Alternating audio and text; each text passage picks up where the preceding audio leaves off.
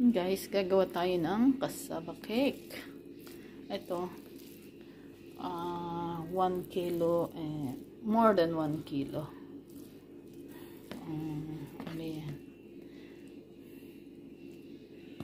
Mahigit 1 kilo yan.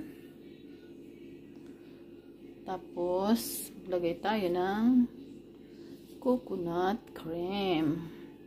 Tapos, may gatas, condense. Ayan, may 3 egg. May butter. At saka ito, fresh milk na lang ang ilalagay ko. Kasi wala tayong ibap. Ayan. Ayan na, paghaluin na natin guys. Gagawa tayo ng cassava cake. Ready? Ngayon, ang gagawin natin ay pipigain muna natin ang ating grated na cassava cake. Yan po. Tabi muna natin. Yan guys. Sasalain muna natin. Para pipigain ba. Ayan oh. Pigain muna natin. Walang hahawak ng akin. Yan oh. Palabasin natin yung ibang katas. Oh, yun na guys. Natas na siya. Napiga na. Tapos lagay natin dito. Tapos yung iba pa. Ano yun ulit natin? Pigain. Pigain natin ulit. Ayan. Oh, yan na guys. Napiga na. Piga ko na. Oh, tignan nyo. Maraming tubig. Marami siyang tubig. Ayan.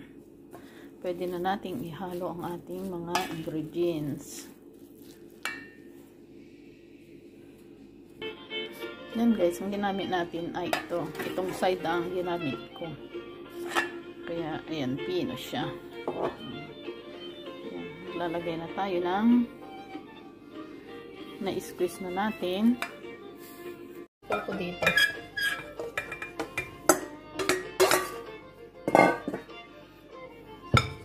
Lagay tayo ng 2 egg.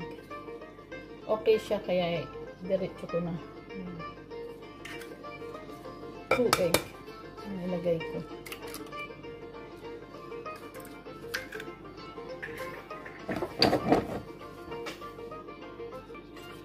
Ito na yung milk. Gatas.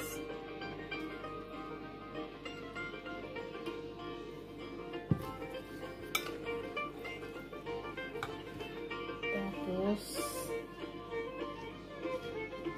ito na yung ating gata. Nalagyan ang ating.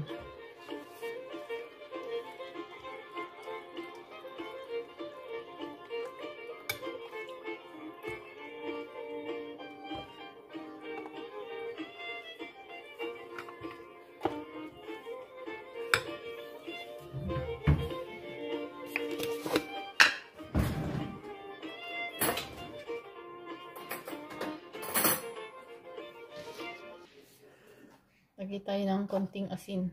Asin. Pambalance sa sugar. Guys, lagay na tayo ng condensed milk.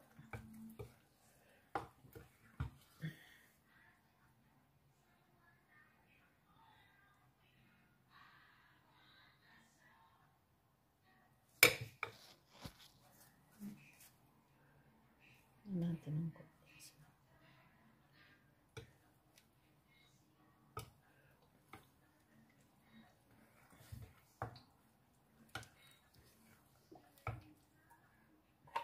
Tira tayo.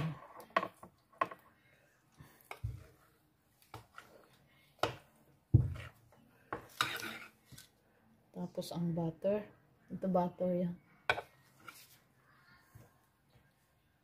Hindi na natin ilalagay lahat.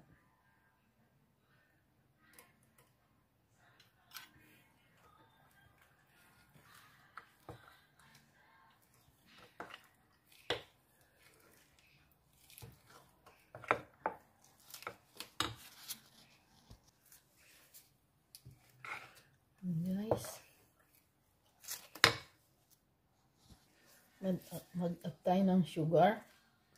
Ang gagamitin kong sugar dito ay brown.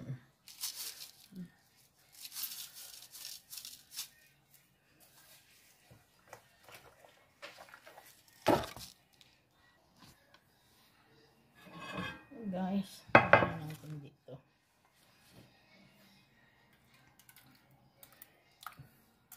Ang dami.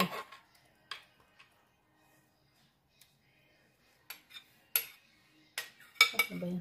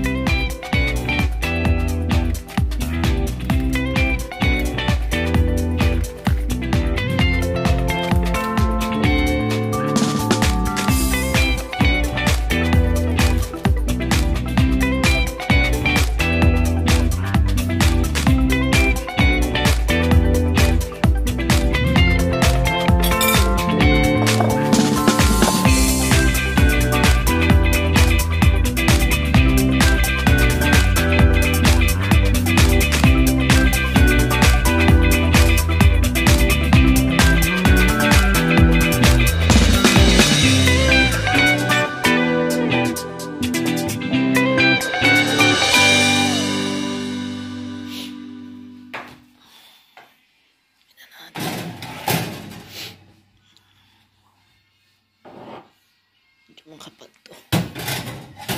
Ayan. Tama guys. Sit natin na. Ayan. Okay na.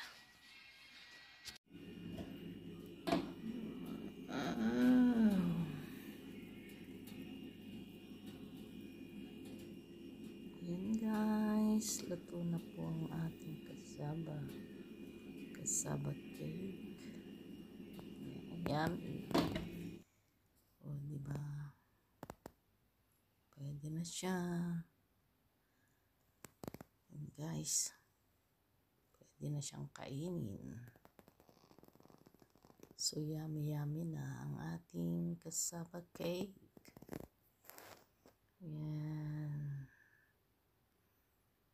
And guys, thanks for watching. Ayan, titikman na natin ang ating cassava cake. Slice na natin. Tingnan nyo guys. Ano niya? Lambot. Kakaluto lang kasi kaya ang lambot. Pero masarap siya. Sarap. Ayan. Yummy.